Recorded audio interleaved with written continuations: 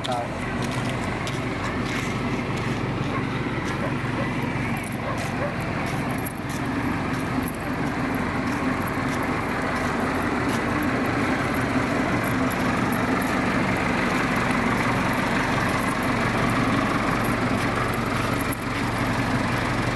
Yan guys, i-deliver natin itong dalawang tangke dito, kaya lang walang magre-receive.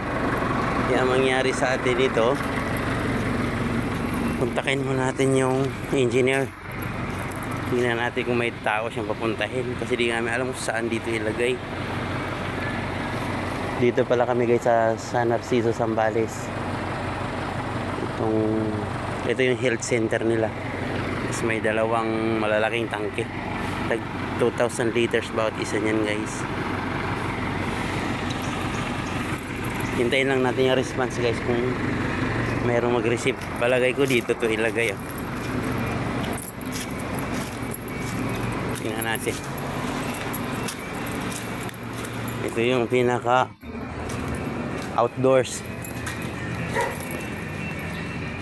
Ito. Ay, wala mang lagayan dyan. Baka gagawan pa ng stand.